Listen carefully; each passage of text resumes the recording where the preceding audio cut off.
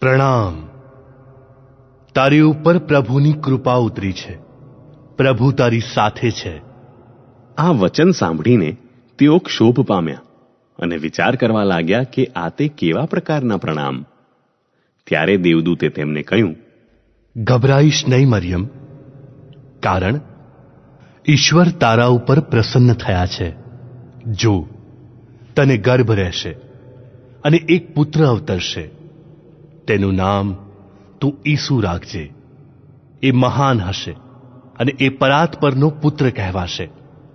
પ્રભુ પરમેશ્વર તેને તેના પૂર્વજ દાવીદનું રાજ સિંહાસન આપશે અને તે યુગોના યુગો સુધી ઈસ્રાયેલની પ્રજા ઉપર રાજ્ય કરશે.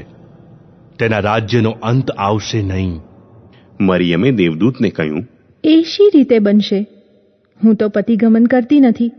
દેવદૂતે જવાબ આપ્યો, પવિત્ર આત્મા તારા ઉપર ઉતરશે અને પરાત્પરનો પ્રભાવ તને છાઈ દેશે. અને એ જ કારણથી જે પવિત્ર પુત્ર અવતરશે તે ઈશ્વર પુત્ર કહેવાશે. અને જો તારી સગી એલિસાબેથને પણ ઘડપણમાં ગર્ભ રહ્યો છે અને જે વાંઝણી કહેવાતી હતી એને અત્યારે 6ઠ્ઠો મહિનો ચાલે છે, કારણ ઈશ્વરને કશું અશક્ય નથી.